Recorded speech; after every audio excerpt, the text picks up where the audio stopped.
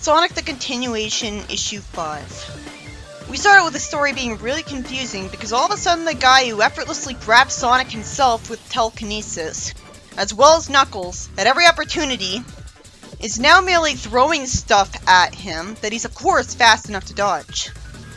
I should have known that the fight scene would fall apart to force the heroes to win because Rouge's father has telekinesis, so he has to become a giant idiot or he'd tear apart the heroes like that plane and win. It would have made sense if the heroes had depowered him with a chaos siphon of some kind that they could stick on him. Okay, he does grab Sonic, but it took way too long. He throws him against Knuckles, letting go of his control over Sonic in the process. I guess his telekinesis is limited to only controlling one thing at once, but that doesn't make sense, because he could tear apart Tails' plane, which was much bigger than Sonic. So that means his telekinesis field would be able to be large enough to cover both of these people. Like, he was portrayed as a brutal tyrant last issue. You'd think he wouldn't be too nice to use telekinesis to break all the legs of the heroes and their arms. But apparently he has to be too nice to do that, or too stupid to think of that. There's a panel where Rouge looks terrible, and Amy fires an arrow past her hair. And it turns out Christina's knocked out. When did that happen? Why was the defeat of a bad guy kept off screen? I don't know why I care about her when she's got no personality. I guess because Christina is such a harmless name, and I already know someone called that. And she's Rouge's sister. It would be a missed opportunity to never give her a personality. Rouge's father wants Grimer to direct Babylon to his home dimension. And Grimer says he's trying, and realistically, when Gamma tries to bother him, Rouge's father actually hears his enemy from off screen and uses telekinesis to damage him. Then Big does something. It seems like he fished up his helmet. It'd be easier to tell if I could see all of his fishing line, instead of it being cut off by the top of the panel. So we see that Rouge's father had a reason for wearing the helmet, and it's because he has a ridiculously dark and edgy design. Him having exposed bone in the face is much worse than Bean in Flynn's other M comic having a skeleton arm. Because at least that wasn't the face, where you're most likely to want to look. And plus, Bean was in a comic that was colorless most of the time, so it was easier to ignore the way his flaming skeleton arm looked with no color to draw attention to the stuff, and usually no shading even. So it was white like everything else. Like, he clearly didn't need to have exposed bone when he could have just had a nasty scar, which would be more cliche. But this is so unnecessary that's actually something I forgot about and rediscovered when I was recording the script. Also, why the hell does he have glowing eyes with no actual eyes in them, even without his helmet? That's what really bothers me, and that was actually more memorable than the bone part. How is he able to see? He says he's the heir of Solaris, and says forced villain dialogue no one would say as Rouge is somehow still on his side. He tried to abandon her. That's it, evil Rouge in SEC Online was way better. At least it was eventually explained that the reason she worked for the Dracons and did those terrible things was because she was being paid, and she wanted to retire to a life of luxury on planet Drac. Money. What's her motive in this comic? She just has nowhere else to go, so she has to be a pirate? In SEC Online, Rouge was at her most competent. Here, she's just another one of the fighting mooks. She doesn't even get to stand out. Well, in SEC Online, she had some time where she was doing stuff solo. Like, she just seems like she's someone who's too stupid to leave this guy's side. For no reason. And the heir to Solaris thing was also something I forgot and rediscovered when I was recording the script. Maybe it's because the plot didn't actually use it, he just said it. The target dimension gets located, and Six sees something yellow, and I guess pulls it out or damages something. And Grimer asks what she did in a panic. Rouge gets sucked towards the portal as Six holds on to something. I guess she pulled out the thing that kept the portal from acting like the Zone of Silence portal that's like a black hole. Out of complete nowhere, Rouge's father is really upset because Rouge got sent through the portal, when he was ready to abandon her without even trying to comfort about it. So I don't know who he is. Did the writer change his mind about him or what? He's more likely to have good moments than evil moments. He wants to send them all to the Abyss to join her. Why does he think it's an abyss? Is that what the malfunction was guaranteed to do? Was she sent into the void between dimensions? Why doesn't he just run into the portal with her, if he cares about her so much? Gamma has another heroic moment by hitting him away with a laser and sending him into the portal with her. Porker says that's the shutdown sequence, after he was defeated by a robot he could have easily telekinetically killed a long time ago. The pirates had run away, and they wonder if they should destroy Babylon, and Porker, I guess, says that because it's technology they never saw before, trying to trash it might be dangerous. It may be technically a device they've never seen before, but they've seen Star Posts before. But Star Posts were only seen taking people into one other universe, the Special Zone, so I guess they're not comparable. I guess what he means is that trying to destroy it would either blow things up, or might have something toxic in it. Porker wants Styx to stay with him, and the story ends with Sonic annoying Knuckles because while he insists he doesn't need anyone's help guarding the island, Sonic points out all of the times he was proven wrong. But Knuckles has too much of an ego to admit he's right. Amy wanted to keep watch on the island, but he should have just said what I was thinking, that they have a duty to protect the world down below and wouldn't be able to focus on it and the island. She'd know this, so she wouldn't even consider it. Epilogue. It starts out with Rouge's sister being really upset that her fellow pirates left her family behind. At least it's sweet that she cares about them, but she should know she was better off leaving her father after that.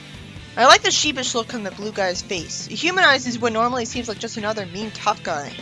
He says that while he was told to take her and get reinforcements, apparently someone other than him ordered them to stay put. Out of complete nowhere, Jet says that he's captain of their ship now. He and Wave are essentially already sky pirates from SEC anyways, and the only difference is that they use a blimp instead of a flying pirate ship. So it's a very smooth translation. Out of nowhere again, Jet tells the pirates that they've been all bad defying a queen like this, and when he's asked how he found them, he reveals that Storm had told him where they were. How? Did he call him on his cell phone? Apparently, but that should be explained.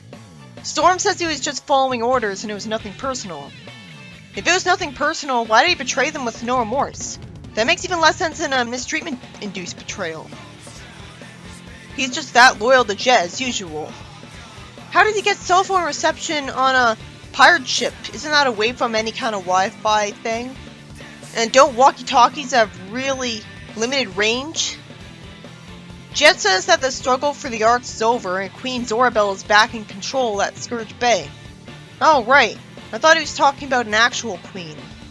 And that intrigued me because it was going to introduce a new character and do world building having worked for a queen for once.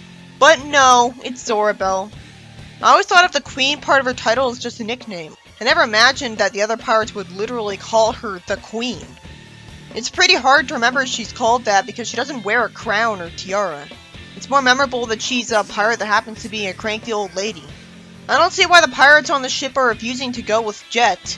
Well, I guess it's because they're already in trouble. I guess they don't want to get punished by Zorabelle for going after the Arks, which they would if they went with Jet. I say this since Wave says the Queen can deal with her when they get back, after Christina flies towards Wave and effortlessly gets hit and knocked down. They're told that unless they both want to get thrown back to Dimension X, they'll follow their orders. At least call it Dimension X1. So she's gonna be locked in the brig. Is Christina ever gonna do anything besides getting hit? She may be a pirate, but this is just making her pitiful. What's the point of making a sister for Rouge just to treat her like this all the time? Zorabelle calls Jet and is told that the Red Dragon is theirs. By that I guess he means the pirate ship. She tells Jet to go back to the bay on the double, and Storm says they could make a grab for it now because he bets they're too worn out from fighting Forsaken to deal with them. But Wave says it's not the right time because they still have preparation work to do before they can put it to use. I guess Wave was the one who made the thing that interfered with Porker's distress signal. Those pirates being from Dimension X is just confusing because it makes me wonder why they vanished from that weird dimension, and I have to assume they have no loved ones there if they don't want to go back. Or they're wanted fugitives there. Jess says that Babylon's not going anywhere and the Arks can stay there for them in the meantime. And then no one will be able to stop the rise of the Babylonians. So now they're doing what they did in the game instead of just having an original story to add something. I would have been a little proud of the comic for not having all of the rogues going after the Arks because that was original. What makes Jet think a mere interdimensional teleporter can cause the rise of anyone? All it does is send you to a different dimension. But I'm at least proud of Jet for being not a complete idiot like he is in Archie. Instead, he's not like Storm, who says, "I don't like waiting." Instead, he agrees with Wave, instead of being an idiot like an IDW. And then the final page of the epilogue. Forsaken is welcomed by someone off screen who clearly knows him and has been expecting him for a very long time, because I guess he's psychic. Forsaken asks where he is. This realm has no fixed position in space and time, and it's just an abyss of silence. Then how is there breathable air in it? It sure is convenient that an inhabitable planet and solar system managed to form in this place. It'd be so much easier to understand if you just said it was another universe. It's being portrayed as this mysterious magical blue void, but it has to be chemically like Earth, or it wouldn't have breathable air generated from plants. It wouldn't have gravity because it wouldn't be a circular planet spinning around. Anyways, in some pretty good wordplay, he literally was sent to the void. Because he was sent to the void between dimensions, so he was sent to Ixixnagas. Which makes me wonder why the Egyptian god Set isn't here, after he was sent to the void between dimensions too. So I'm just forced to assume that Ixis killed him. So Ixixnagas is here, and that got me hyped just from seeing it. But speaking as someone who read all of the Sonic the Continuation issues by this point, and just read this, I'll probably never see Ixis again. It'll be worth it if I never have to see Forsaken without his helmet on again. If we never find out what Ixis' plan was, then that's just a mean tease. But it's better than never knowing where Forsaken ended up.